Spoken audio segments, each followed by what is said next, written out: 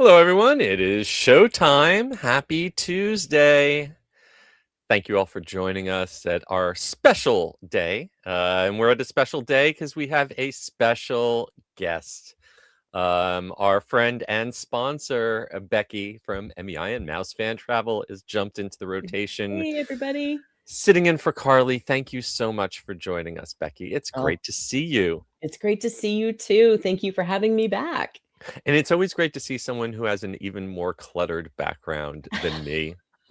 Everyone like so carefully curates their back, Oh, and I'm just like, it's just shelves of stuff for me. I'm I not. mean, this is me. This Yeah, is what you that's get. it. This is what you get with my lightsabers that have not done anything since I built them, and they're sitting in the corner. To my Grogu that is right there that I want to hug and kiss all the time. Aw. It's just me. And I have a Grogu on my nightstand as well over you do in my not want to bedroom. see the other side of this Ah, counter. I'm a right? Oh little yeah. addicted to Grogu. You must be very. Have you bought your tickets for the new movie yet? I have not yet. I will. I've got to find the space in my schedule where I can actually go see it, but Yeah. it's on the list. I'm Definitely. excited to see the movie. I don't Me see a too. lot of movies in a movie theater anymore, just because of logistics. Right. But I don't know. This one might be one that I don't wait for Disney Plus, though. And it will inevitably be on Disney Plus. Oh, of course it will. Yeah. And yeah, and I'm one of those. I'm really fearful of what's going to happen to my little guy, so I don't know if I want to see it on the big Oh, screen. trust he is It's like, gonna be fine. you can't touch him. He is their golden goose, and nothing is going to happen. They can kill off any of the other characters. I don't care, Did but you see the nothing's going to happen. new Hasbro, the $600 Grogu that now Oh the no. animatronic that they No, just I announced? have the small animatronic version Okay. that I found in a thrift store for 20 something dollars. I don't know how much they cost originally, but his ears and his eyes and his mouth move, and he's very cute. He's Yeah, just well, very small. that other one might have hit my Christmas list. No one's gonna buy it for me, but a girl can dream, right? Yeah. Well, I remember being at IAPA a few years ago, and Garner Holt was showing off his animatronic Grogu that had its own pod and was fully articulate and was just as expressive as the puppet. It was even better than the one that they carry around in the Yes. parks. Just amazing. I saw that Speaking in of the person right there. parks, I am very excited to get over to Disney Hollywood Studios and try out the new version of Millennium Falcon Smugglers Run, because that's gonna be Yes! updated on opening day of the movie.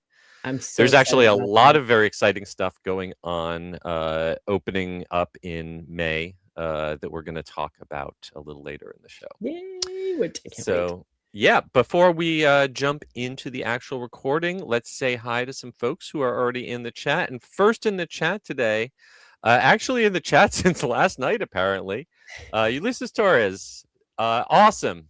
Well, good. Thank you for joining us. Also, Hello? thank you to Anthony, who's ready to board that train for the wildest ride in the wilderness. And that will be our lead story at the end today for sure.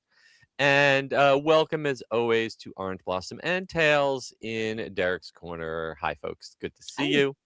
All right. Well, we've got quite a few folks already watching. So what do you say we go ahead and kick this show off in 3, 2. Please lower your head and watch your step while boarding.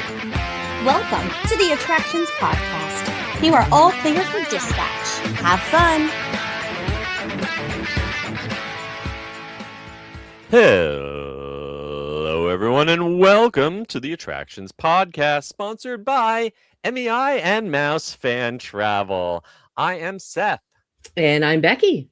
And we are here to talk to you about the latest and greatest in theme park news and more, as well as what's going on in our own lives. And Becky, it is so good to have you back. Thank you for stepping in for Carly, who is off on an adventure in Orlando this week. My pleasure. It's great to be here. Thanks for having me.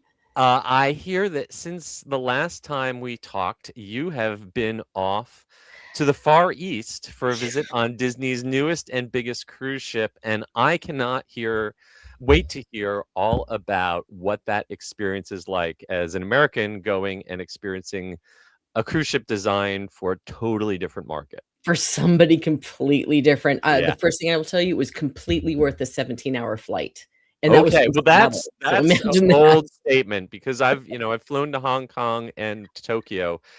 It's a tough flight. That's maybe the biggest hurdle for someone over in the States for one of these trips. So if you say Yeah. that's worth it, that's a bold statement. Oh, it really was. Now, there have been a lot of feedback and some negatives and some challenges. Yeah, this ship does have some challenges, but you got to kind of look at it from its history. It was already halfway built by another company and meant to be nothing but a casino ship before Mhm. Disney swooped in after the other company went bankrupt and took it over. Very impressed with the fact that the bones were already there, so they just Mhm. had to create magic around the current design. It is amazing. It's interesting because it's so familiar, yet Mm. completely different. And isn't that weird? This got that dichotomy that it's hard to put together, but it's so true. A lot of the regular Disney magic with the cast members, and I will say probably some of the best service I've ever had on Disney Cruise Line was had on the Alright. ship.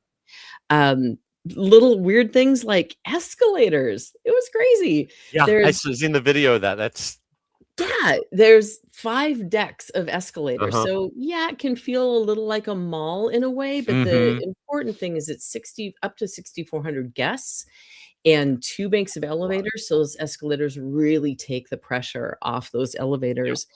But the standouts on it were, of course, Imagination Garden, which is where Mhm. the Marvel shows are and all the different, live action shows that they put on besides the Walt Disney Theater where Remember is, which is all around Wall-E, and Mhm. again, Disney Broadway magic at its best there, but the Imagination Gardens, the Marvel show, Yes. I loved it. Every single second of that show was amazing. San Francisco Street. That's my favorite thing from the pictures. That really looks like something that's, just straight out of a theme park in terms of the richness of the design. Absolutely, and it's got something for everybody in Mm. there. So you walk in, there's the detail, and a tip for anybody who does get a chance to go in there at night when nobody is there, because Mhm. then you hear all of the background noises Mm. and the conversations that are happening behind closed doors. It's a whole different experience when there's no one in there, which I was up at about Very cool. 4:30 one morning and went in to Oh, check it out. It that's not at night, that's in the morning, it that's was early morning. or late at night, Yeah. one or the other. I will say if you are a concierge type individual, Mhm. if there was one ship that Disney has to do concierge on, it's this one. It has I was gonna 3 say, Disney Concierge overall, compare it to something like a yacht club on MSC or something, is not always that big a bonus for the amount right. of money you're paying, but it is on this ship. On this ship, absolutely, because you Mm. have 3 decks of concierge. Not only do you have the lounge and the pool area, which Mm. is really important on this ship, especially the Mhm. heat of Singapore, but they also have, ready for this, a private store for you to shop in. Oh. Yes, and an exclusive spa and fitness center just for concierge guests. Well, that definitely sounds like especially since you're gonna be spending a lot of time on that ship since you don't get off the ship until you disembark. It's Correct. a true cruise to nowhere.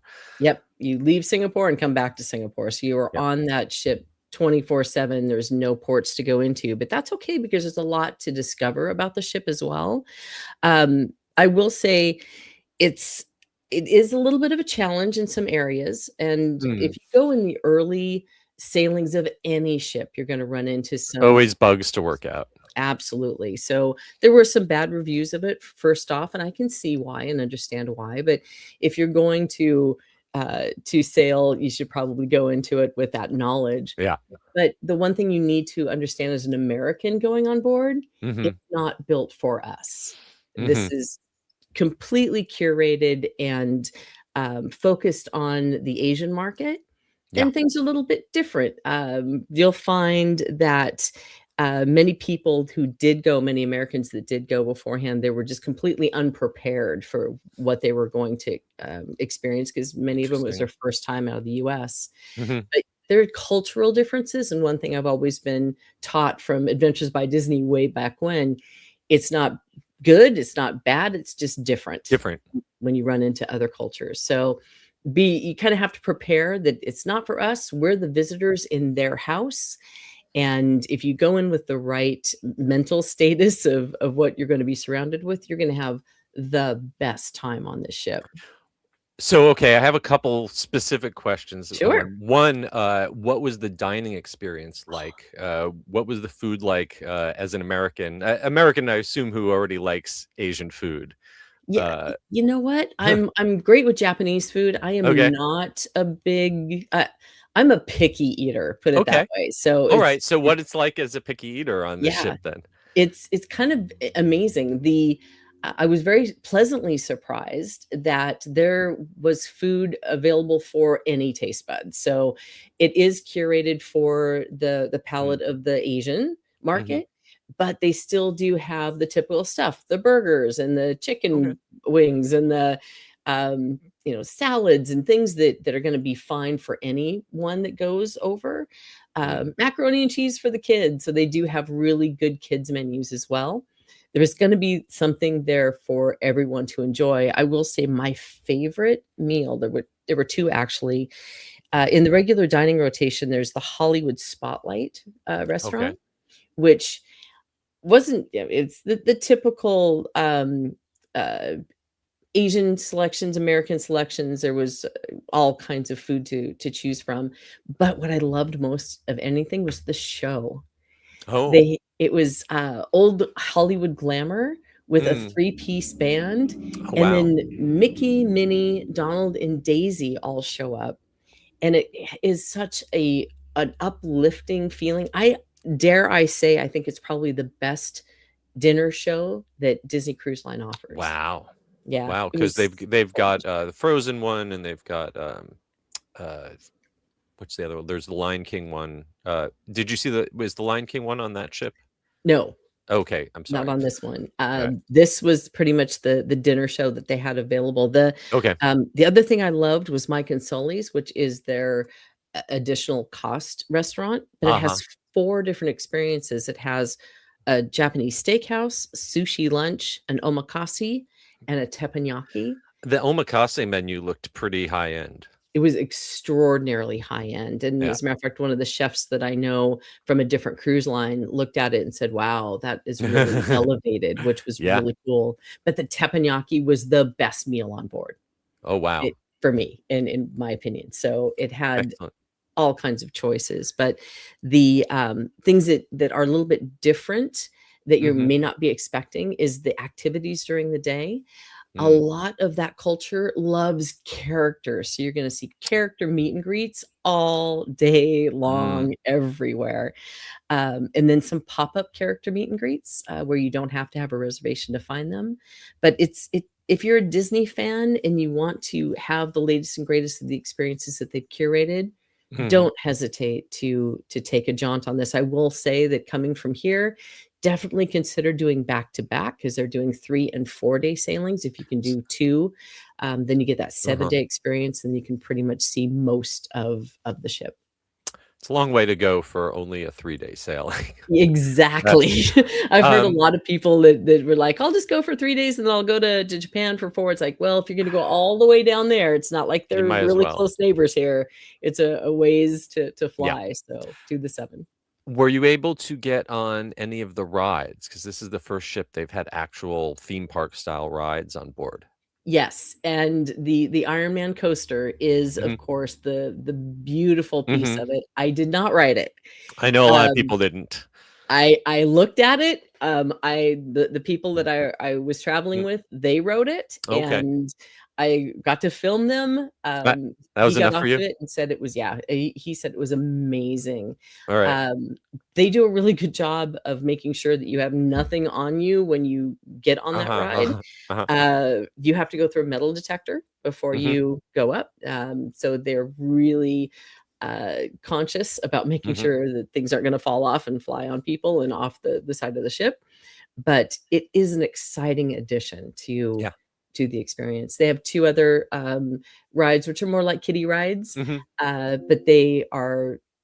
It's very unique on board a ship, and I Sure. saw a lot of families really enjoying themselves. Awesome. Well, someday perhaps maybe I'll get over there. I'm But going back. I don't know. So You're going back. All right. Well, that's yeah, an endorsement. I loved that experience so much because it was so unique in a Disney experience hmm that I think probably 2028 or so, I might look at going back. Awesome. Yeah. Well, I'm happy that it exists. I'm not necessarily sure I want them to start building ships that size sailing out of Florida. That's a lot of It's ship. It still a isn't lot. the Yeah. biggest afloat. No. It's No. it's only like a 210 versus 250, which is No. the biggest ship afloat, which is the Icon class from Royal Caribbean, but But it is a big boy. I always have enjoyed Disney, especially on the classic ships like the Yeah. Magic, because of their intimacy, because of getting a chance to actually know the crew and know your other passengers. And I think that's probably not happening as much with 6,000 other people. It is a little bit of an experience, of Yeah. course, but this ship is well designed, so you do have people in their own little areas, so you don't really feel crowded at any Mhm. time. But yeah, it's a big ship. It's a lot of steps. If you want to get your steps in, Yeah. you can certainly do that. But it's definitely a wonderful experience for any Disney fan. Well, that sounds amazing, and I'm so glad you're able to share that with us. I personally have not done anything quite that exciting this week, but I did get to attend the Themed Entertainment Association's Inspire Conference and the Oh, Thea Awards, which is like the amusement park equivalent of the Oscars. It's usually held in California. This is the first year they had it in Orlando. Epic Universe picked up a whole bunch of awards, as you might guess. yay. The Disney Haunted Mansion Parlor aboard the Mm, Disney Cruise Line that also won an award. So got to see a lot of great people in the industry and attended a really interesting state of the industry Q&A hmm. with folks from Imagineering and Universal. And you can find that report on our website, attractionsmagazine.com. And Danny Meyering, who's our editor, was there as well and has posted some clips on our social media. So look up Attractions on Instagram or wherever you like to doom scroll and Did check you those out.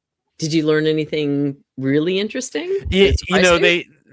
they don't obviously they don't like drop any news about any upcoming attractions. They play that kind of stuff very close to the vest.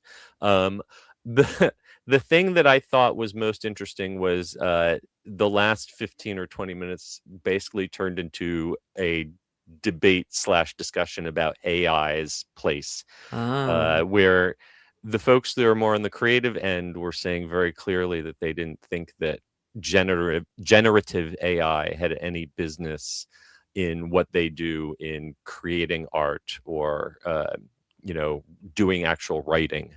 But they did talk a lot. The folks who were more on the management, technical, or financial side seemed very big on AI, how this can make things more efficient for engineering or analysis. I thought it was interesting. A guy who's in charge of Universal's new developments was saying how they were just out at the site where in Texas, where they're building a kids park, right. and they were trying to figure out exactly how the gate should look. And they took a photo of the site in Chat GPT and got it to generate a bunch of different versions of how the gate should look. So it's like, well, Interesting I thought we had architects and engineers and artists to come up with that, for but that type of thing, I yeah. guess we can ask Chat GPT now. So if you go to the gates of the new Universal Kids Park in Texas and you notice that they look kind of wonky, maybe have 6 fingers or something, blame the AI. AI. AI did it. All right. Well, without any further ado, it is time for us to jump into the news in the queue.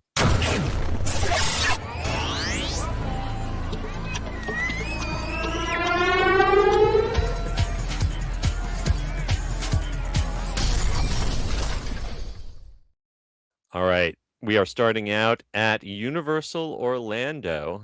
We've been talking a lot about the Fan Fest and things going on at Universal Hollywood, but Universal Orlando is not being left out. They've got a summer of fun lined up. A lot of Steven Spielberg inspired experiences. And it is, for the most part, all kicking off on May 23rd and running through August 10th. And we got a rundown on our website at attractionsmagazine.com of what is new and what is returning for this summer.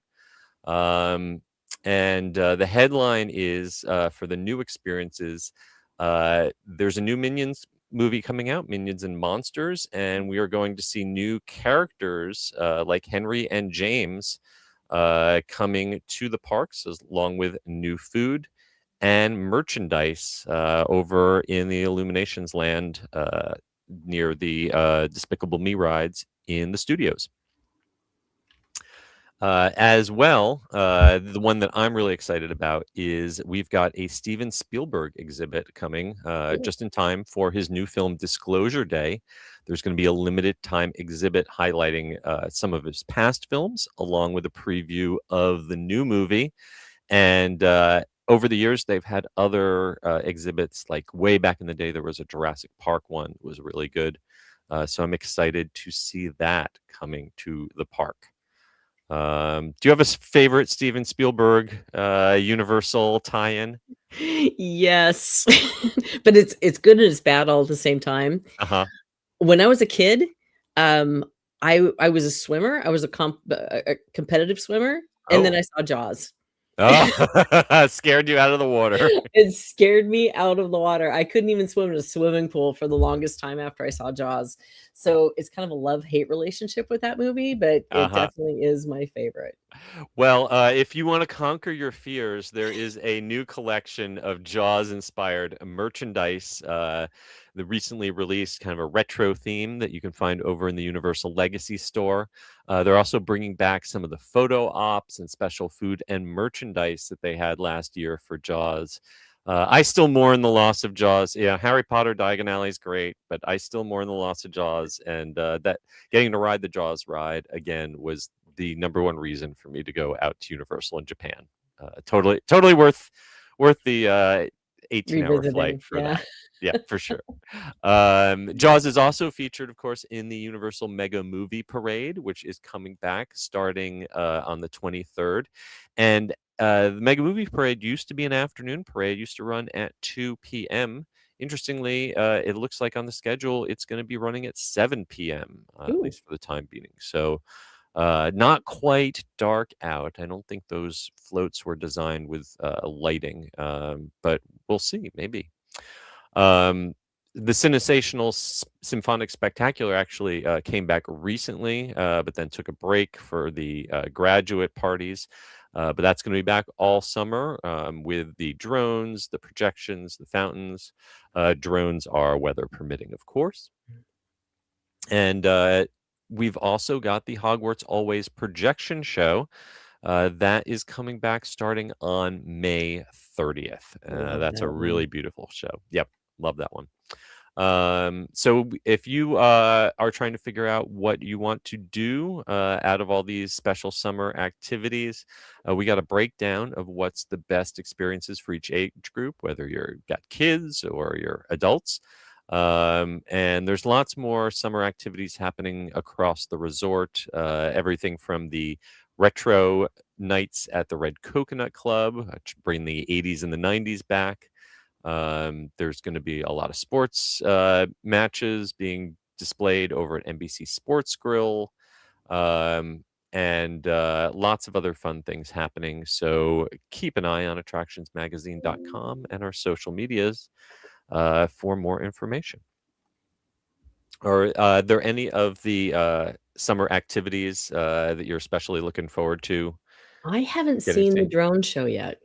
Oh, yeah, that's, Universal's been trying for years to do a lagoon show, a nighttime spectacular that lives up to what Disney does. Yeah. And I really think I personally like this Cinesational better than the most recent version of World of Color. Nice. Previous World of Color, the 100-year World of Color, I was not a fan of, and this came out at the same time. The current World of Color that starts with the Muppet pre-show is pretty good. I love that Muppet pre-show. Love that Muppet that makes the pre-show, whole thing. But yeah, I've always wanted to see definitely this worth one. your time. Yeah, that's definitely Okay. worth your time.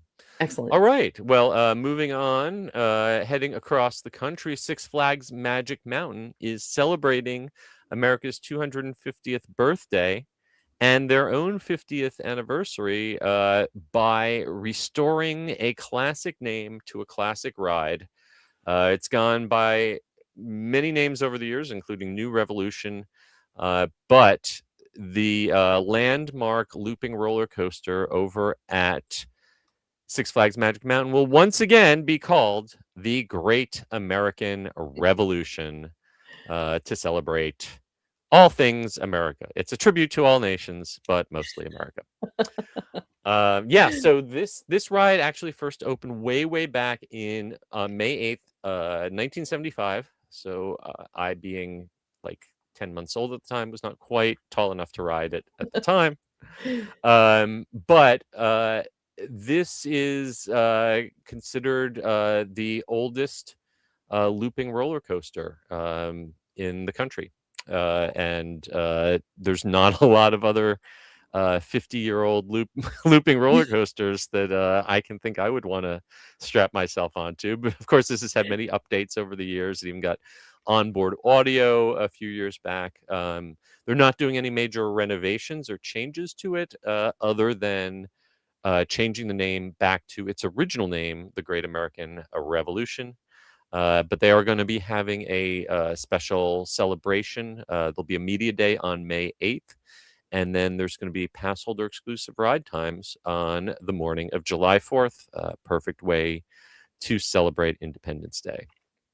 Have you ever been on this one? I have visited Six Flags Magic Mountain.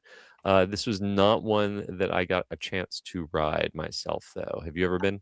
I have been there. I've seen it. I did not ride it, just like you. I kind of looked up at it and didn't have enough time to hit everything we wanted to when I was there. You're not a big thrill ride junkie. You know what? I used to be. Yeah. At one point, and I don't know, maybe the fear of God got in me at one point. I think as your inner ear ages and hardens, vestibular tubes or whatever. It's after a certain age it gets harder.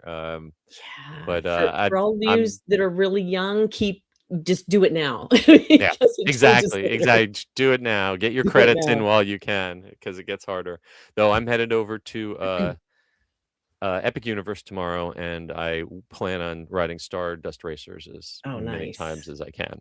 So, all right. And next up, also out on the West Coast, but a little further south along the coast, SeaWorld San Diego is adding a new nighttime drone show to their summer nighttime lineup. They're going to be debuting Ocean of Dreams, a new nightly show that is going to launch on May 22nd, right around the corner, and it uses 600 synchronized drones to create sky-based storytelling. This is something that they received an approval to test earlier in the year. So we knew something like this was coming. But this is the first time that that park has done a full-scale nighttime drone production. It's going to be 12 minutes long, and you're going to see marine animals, including dolphins, sharks, sea otters, and even an orca. Cool. And the whole thing supports SeaWorld San Diego's conservation theme. This sounds really lovely. I have not personally ever been to SeaWorld's San Diego park. I know they've done some great things with light shows and fireworks in Orlando. But I know that they have a lot of environmental regulations and neighbors at SeaWorld San Diego. So using drones sounds like a great alternative to exploding things in the sky. Yeah, it's really smart, especially to around the animals as well. Yeah. What drone shows have you gotten a chance to see? Have you seen any of Disney's? Yeah, in Paris. Oh my gosh, that's probably makes me very Blew jealous that Paris keeps my getting one great drone show after mind. another, and we Yeah, don't. the one that the pirate ship that all of a sudden the Mm, pyrotechnics go off the pirate ship, that mind was amazing, blown when I saw that. amazing. Yeah, Yeah. that's a sets a very high bar. And Well, then we'll see. actually, really Yeah. funny side story, just Mm. a few days ago, Princess Cruises, which just brought Star Oh yeah. Princess up here into Yes. Seattle, they did a huge drone show over the bay around the Space Needle to introduce, and they had like drones doing the ship and doing orcas and doing bears and things from Alaska. So I am definitely a lover of drones. So I I love seeing. was on the inaugural sailing of that Star Princess out Ah, of Florida, and I bet you anything that it's probably the same drone show that they performed for us, and that was absolutely stunning. Really, really striking. the It was, technology is amazing. yeah, yeah. It's and oh, speaking of drones, uh, the Dragon drone is back or was back at Epic Universe. This is something that they teased way back in the beginning. They tested it a few times, Yes. seemingly disappeared. They even kind of mentioned on the documentary that they put on Peacock that it was kind of like a failed experiment. Well, they had the THEA, or the TEA organization before the THEA Awards. They did a buyout of Universal for a night, and during the afternoon before their event, the Dragon drones were spotted. Saw some film of them flying around, so they are not gone for good. They could come back. I would That was love to exciting. see Right. that. Drone madness, drone madness. Well, all It's right. all If you about the want drones. more information about SeaWorld San Diego's summer spectacular lineup, which, as mentioned, is starting on May 22nd and is going to run nightly through August 9th, and then on the weekends only through September 7th. We've got some videos of attractions out there, so go ahead and check them out on our website. And now on to Legoland news. America's 250th birthday isn't the only big travel news happening this summer. There is also the FIFA World Cup, which, if you are into what the rest of the planet calls football and what we silly Americans call soccer, you know that this is like the world's biggest sports tournament, hosted all across cities in the United States, Canada, and Mexico. It's a big story in the travel industry, and Legoland Resorts are glomming on to the celebration with the debut of their new FIFA World Cup 2026 experience, a limited time family event that's going to be happening this summer at multiple Legoland destinations, including their California, New York, Florida, Germany, and England resorts at Windsor. These are going to be activities that are going to be included with your regular park admission, and they're going to run from June 11th through July 19th. They're going to be transforming parts of the parks into soccer-themed fan zones with Lego-inspired activities. Some of the things you'll be able to do are participate in a soccer skill shot challenge against a minifig character. Those mini little plastic characters, I don't think they could actually block a full-size soccer ball, so I'm not worried about that. There's also going to be brick versions of soccer stars, including Cristiano Ronaldo and Lionel Messi. Build your own jersey activities, photo opportunities with the Lego FIFA World Cup trophy, and of course, plenty of merchandise and themed sets to purchase. Have you gotten a chance to visit any of the Legoland parks around the world? Sadly, I have not. It's been Honestly, unless you have a child under the age of 8 with you, you feel a little awkward. it's Um, something that I've always wanted to check yeah, out because I hear great things about the experience for families, so yeah. it's on the list. They're beautifully designed, and honestly, if it wasn't for the fact that it's designed for little kids, you could totally appreciate the artistry, especially of the mini lands, where they Mhm. recreate landmarks from different cities. You can totally appreciate the skill behind those as an adult. But everything from the ride vehicles to the food is definitely all very kid focused. It's fun to be a kid again. Yeah. I will say I want to thank Legoland. We recently went out to ride the new Galacticoaster. I got to ride with our publisher Matt and Jackie, and they filmed us. Did a POV video of us riding their new Galacticoaster, which was that was great in itself. But then, so they built a scale model of a Galacticoaster ride vehicle, embedded a little video screen in it, and sent it showing video that they had taken of us on a hot air balloon to the very edge of space. So there is a video of me and Matt and Jackie riding on a little tiny Galacticoaster, and you can see the Earth far, far below us, the curvature of the planet, the stars.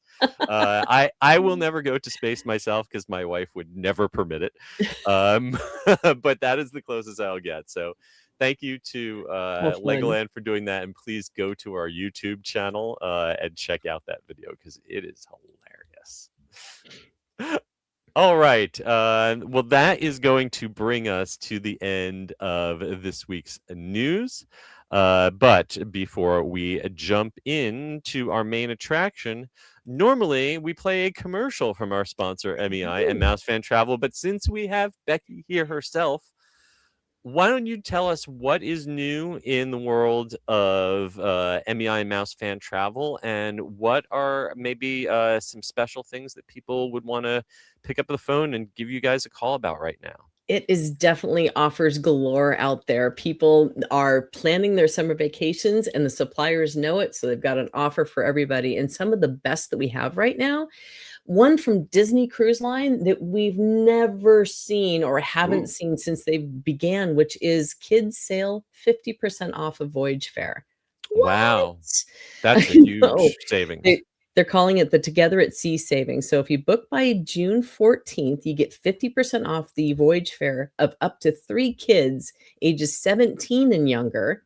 Normally they do kids 9 and under. This is 17 and younger. 17. On select sailings with the purchase of 2 full fare guests in the same cabin. So these are available on select ships between October 1st all the way till March 27th, 2027. Okay. So there's a lot Plan of ahead for your next spring there. break. Yep. Absolutely. The only ship it doesn't apply to is the Disney Adventure. Go figure. But it does not apply to concierge as well. But if you want to do a Disney cruise, this is going to be one of the best times to do it. Universal Studios is also kind of up their game with a stay and dine with a $300 hotel dining credit, which again, saving money. 5 nights or more to select Orlando Resort Hotel, April 12th through September 3rd. And that's at Cabana Bay, Stella Nova, Terra Luna, or the Ventura. So I tell you, I just got an insane rate for this week at Stella Nova. I was going to pay $175, including taxes, and then I checked, and the price dropped, and they gave me my $50 back. Nice. They have rooms all in at Helios this week for just over $250. Isn't that crazy? Unbelievable. In a happy way. And I think there's also Universal has a like a buy 3-day, get 2 days free on tickets. Correct. So yep.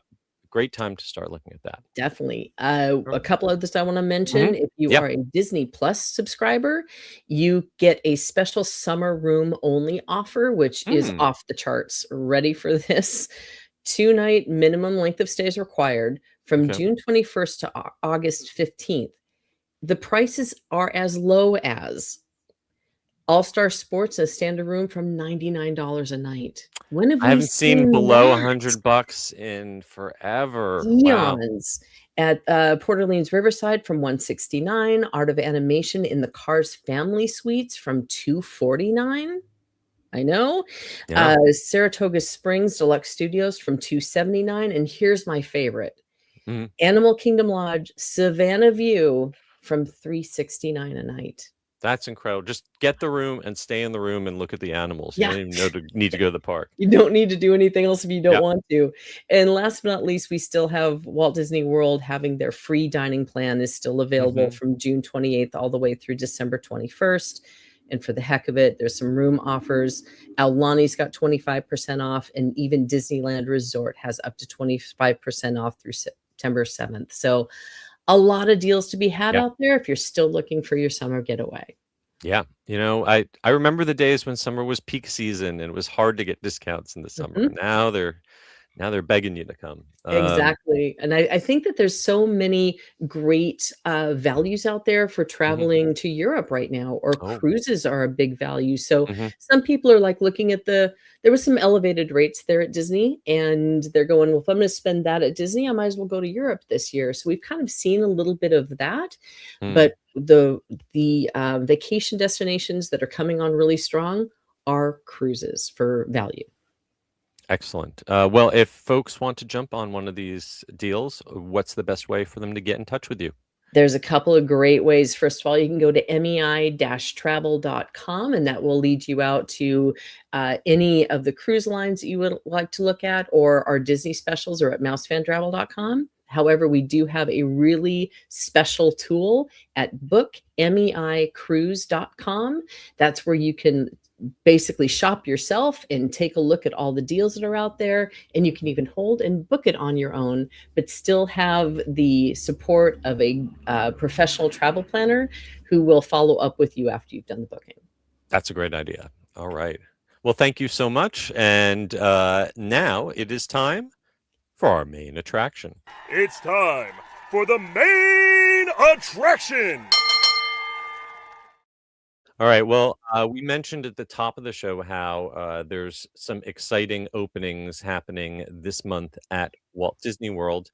And actually, just before we started recording the show, we got some breaking news on a couple of those. Annual pass holder previews are now open or announced for a Rock and Roller Coaster starring the Muppets at Hollywood Studios, and Soarin' Across America opening at Epcot. If you are an annual pass holder, you want to go right now and make a park reservation for Disney's Hollywood Studios on May 21st, 22nd, and or 23rd. And you want to make a reservation for Epcot on May 19th and 20th. You're going to have to use the old virtual queue system. You're going to have to, if you remember the bad old days of Rise of the Resistance and Guardians of the Galaxy, you're going to have to make a request to join that queue at 7 a.m. if you've got a reservation. If you've got a reservation to the park that the ride is at, you can do it at 7 a.m. Then there's going to be another opportunity at 11 a.m. if you have a park reservation to any park that day. And then at 3 p.m. you'll be able to try even if you don't have a park reservation. You don't even have to be inside the theme park to join one of these virtual queues. So go ahead, do it from bed. If you don't get a virtual queue, then just sleep in. I was going to say, may the odds be ever in your favor. Exactly. This is the theme park equivalent of the Hunger Games. But at least they have everyone do it now from home on their app, and they don't have to be inside the gate. Boy, back in the day when you would get to Hollywood Studios and you'd hear everyone just groan collectively at 7 a.m. when they didn't get their Rise of the Resistance pass. So so we've got those preview dates for Soarin' Across America and Rock and Roller Coaster starring the Muppets. But right now what we're going to talk about is Big Thunder Mountain Railroad, which as I'm looking right now at it, is sitting at only 50 minutes and actually had just dropped down to 40. So it has a much better day today than it did the last 2 days. Big Thunder officially returned to service 2 days ago and had some mixed results. We've got a full review on our website. Matt, our editor, our publisher, was there, got some great video. We have full video, both POV and a 360 view of the ride. So you can check that out virtually if you're not going to make it to the park. But we also got a great breakdown with photo and details about what has changed in the ride. It seems to be functioning pretty well today. As I mentioned, they had some issues on opening day. I was actually headed over to the park just around 6 o'clock. when I saw that it was down and decided not to go. And it was down for 4 or 5 hours or so because there was a fire on the track. There's some great social media Yeah. posts of cast member using fire extinguisher at the boarding station, which is never something you want to see on opening day of your refurbished Or ever. ride. Right. But it's back up and running, like I said, right now with a 50-minute posted wait, which is not unreasonable. Not bad. Lightning lanes, of course, completely sold out for today. That's pretty much booking up lightning lanes like Tiana is used to.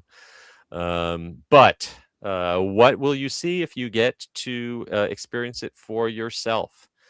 Well, from our first impressions that our publisher Matt wrote, other than the huge rush of people that will probably be there at rope drop, because this is going to be popular for a while, you're maybe not going to notice a lot of difference. Things have been subtly improved, cleaned up. Things that might have been broken were fixed, but it's not a totally new experience. It's the same basic attraction that's kind of been given an extended lease on life. The biggest infrastructure change is that the track has been completely replaced. It still goes the same path, but it has been smoothed out to be, in Matt's words, more fluid with transitions and turns that are less jarring than before. And as a result, they have lowered the minimum height requirement. You now only have to be 38 inches to ride. So this is a good thing if you have a bad back, and we're avoiding this ride because it was a little too bumpy, especially compared to the Disneyland version, which has been very smooth. Mm-hmm. It's a bad thing if you had a kidney stone that you were hoping to get relieved. No, I'm dead serious. Like, there are Seriously. medical studies done.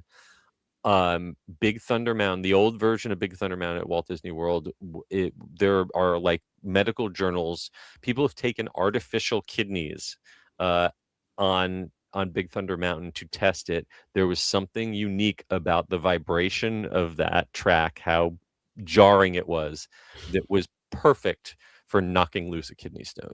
So if you have urology issues, you are unfortunately going to have to go for an ultrasound or surgery or something. You won't maybe just be able to ride a roller coaster.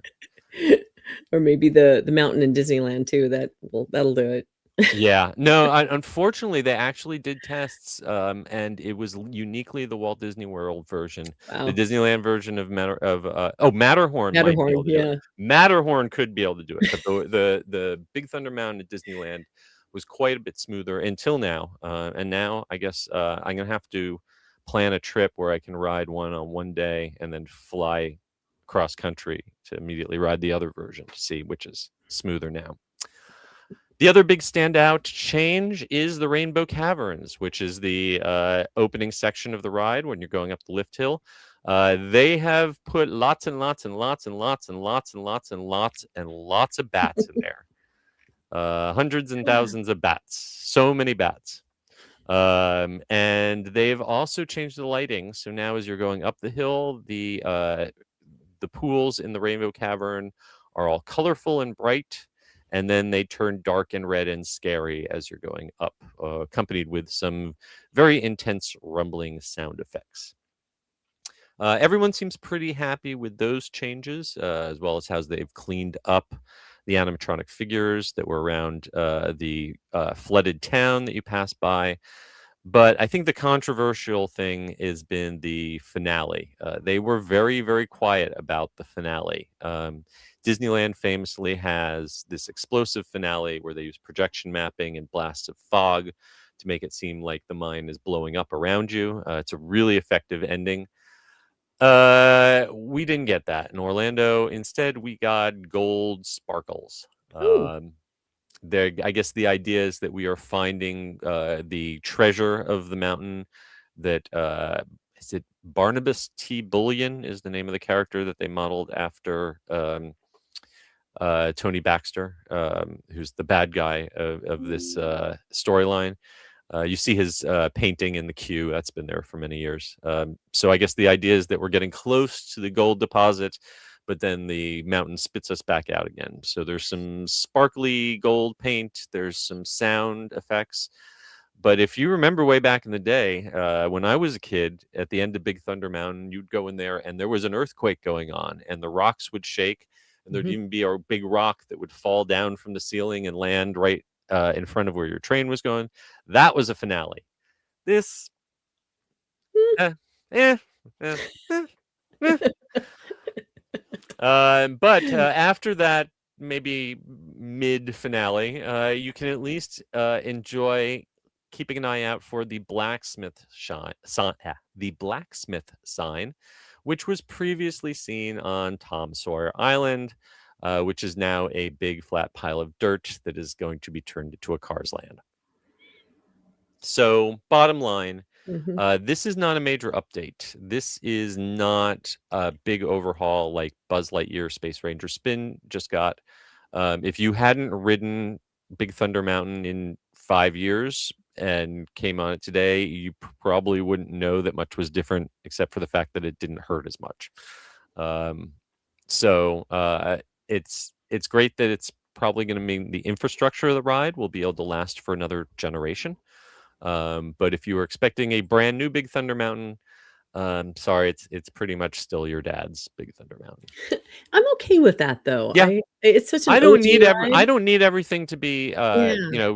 replaced with digital effects, and I didn't want them to turn it into a simulator or anything. Right. But I think they could have gone a little harder on that finale, especially since the one in Disneyland is so good when it works. Right. And when you're never going to beat the finale of the Big Thunder in Paris, because you dive down and you're just in blackness, and it's wilder than Space Mountain. I think that last little bit of Big Thunder Mountain in Paris. You're never going to have that, but I don't know. Could have had a few more effects. I get to try it in a couple of weeks, so yeah, I like I said, I'm keeping an eye on that wait time. Let's see. Let's look at it again. We're still at 50 minutes. All right. If that drops down to 40, I might have to jump in the car and head on. Tempting. Yeah. All right. Well, that is just going to about bring us to the end of this week's show. But before we leave you, let's take a look back. No, we actually didn't get anything in the comments that's too exciting this week. So next week, please drop us some comments so we have something to chat about. Before we go, though, we want to thank, of course, our sponsor, Becky with MEI and Travel. Also remind you, please purchase your copy of our Epic Universe magazine, now the 1-year commemorative edition. Say that. You can get that in print or in digital at our website. And also, I want to remind everyone to please give us a rating and review on Apple Podcasts, Spotify, or wherever you happen to listen to us, as well as a like and subscribe on YouTube. Also, please be sure to follow us at attractionsmagazine.com and search for Attractions Magazine in your favorite social media platforms. Becky, where can folks find you on the interwebs? Well, they can find me personally at Becky Mankin, spelled weird, BECIMAHNKEN on all the socials. And of course, you can find me and my team of awesome travel planners at MEI-Travel.com. And you can find me at Eskabursky and at The Unofficial Guides, and pick up copies of my guidebooks at theunofficialguides.com. This is the last you're going to see of me for a little bit. I am off to cover the Orlando International Fringe Theater Festival, which is the biggest theater festival of its kind in the United States. And that will be occupying me through Memorial Day. So I will leave you in the hands of Carly and Becky or other guest hosts. But until then, I hope that you folks stay safe, try something new, but most importantly, have fun, and we'll see you again soon. Bye.